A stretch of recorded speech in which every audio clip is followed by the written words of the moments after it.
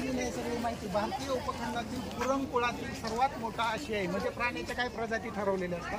त्याच्यानुसार ही एक आहे. शास्त्रीय नाव त्याचं बघा, जे सायन्समध्ये तुम्ही पाहत असाल की यांची शास्त्रीय नावं असतात काही ना काही, है ना.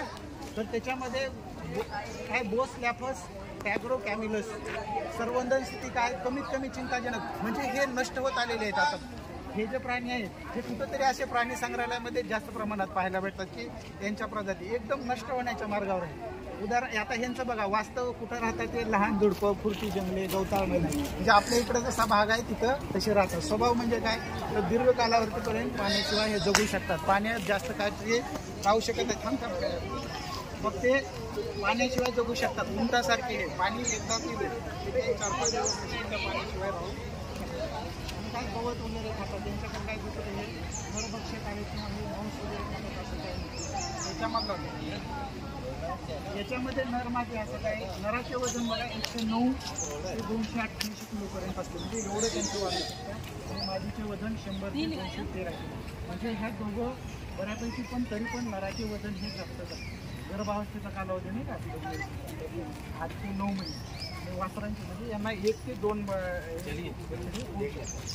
10 वर्षापर्यंत हे ठीक आहे.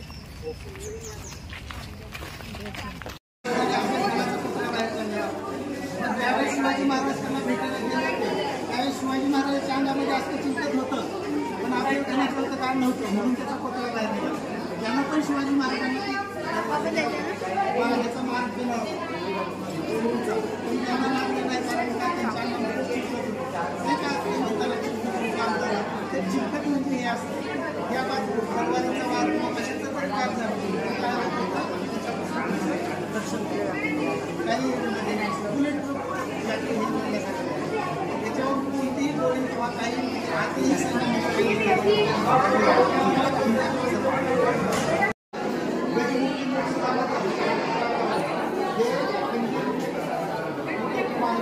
छोटी छोटी शस्त्र असेल त्याच्यावरून हे असं मारताना त्याचा वापर केला जातो. काटेरी जांभिया नंतर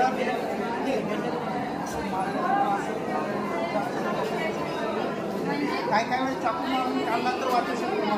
तर हे असेल डबल तर आणखी ते कातडं सोडलं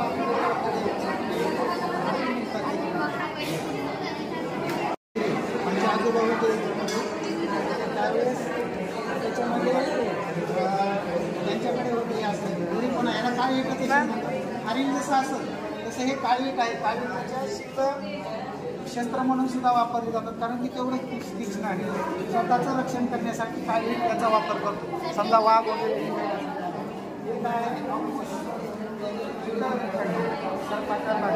शस्त्रच आहे.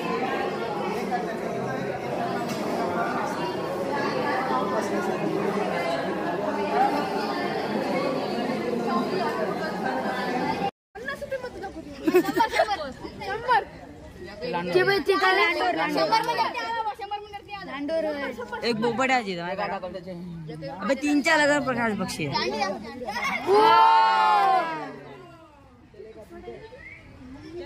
मस्त वाटेल.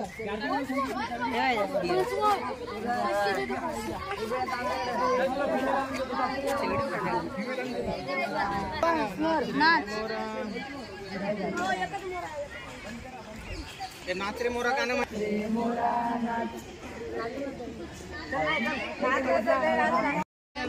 चितळ हरिण तुम्हाला माहित असेल रामायणामधली कथाच्या सीतेला ज्या हरणाची भुरळ पडली आहे ना, की रामाला म्हटली होती की मला हे हरिण पाहिजे, त्याच्याहून सगळं रामायण झालं. तर हे ते चितळ नावाचं हरिण आहे. दिसायला बघा तुम्ही किती सुंदर असू शकतं. तिकडे आपण पाहतो तिकडं त्याच्यावर जे ठिपके वगैरे आहे त्याच्यामुळे हे महाराष्ट्र किंवा जेवढ्या हरणाच्या प्रजाती आहेत त्याच्यामध्ये सगळ्यात सुंदर हरिण हे चितळ हरिण असं म्हटलं जातं. आपल्या खूप कमी प्रमाणात महाराष्ट्रामध्ये या प्रजाती आढळतात. या जास्त तामिळनाडू, मध्य प्रदेश तिकडलं जे जंगल आहे त्या जंगलामध्ये याच्याबद्दल माहिती बघा. याच्यामध्ये धोक्याची चाहूल लागतात. हे वैशिष्ट्यपूर्ण आवाजाद्वारे एकमेकांना सावध करतात. बघा आता इथं काय केलेलं आहे, इथं आलेलं नाही ते हरिण, दुसरे प्राणी इकडे येत होते तर ते तिकडे जाऊन बसले. एकमेकाला काय करतात त्याची हिंट देतात की हे कोणतरी आलेलं आहे त्यांना धोका जाणवला, तुम्ही काय करतात. आणि यांचं वजन बघा कितीपर्यंत असू शकतात. नर हरिण जे आहे त्याचं 90 ते 98 ते 110 किलो पर्यंत वजन असू शकतं आणि जी मादी आहे ती फक्त 20 ते 45 ते 25 किलो फक्त एवढ्या वजनामध्ये त्या असतात आणि त्यांची उंची 90 सेंटीमीटर ते 70 सेंटीमीटर. म्हणजे आपण स्पष्टपणे ओळखू शकतो की ते मादी हरिण आहे का नर आहे की मादी आहे. जास्त जर जाड दिसलं किंवा हे दिसलं तर ते समजायचं आहे नर आहे आणि हे मादी आहे. आता त्यांच्या वजनाकडे बघून अंदाज लावू शकता हे मादी हरण असतील का नर असतील. 110 किलो वजनावाले वाटतात का ते. त्याच्यामध्ये थोडेसे एखाद दुसरं हे बाजूला बसलेलं वाटू शकतं बसून असलेलं, बाकी सगळ्या मादी आहे. काय केलं जातं जास्तीत जास्त हरण टिकून राहावे किंवा त्यांच्या प्रजाती टिकून राहावे म्हणून काही नर आणि मादी यांना एकत्र ठेवण्यासाठी या गोष्टी अशा प्रकारे केल्या जातात. ठीक आहे, समजलं सर्वांना. ओके.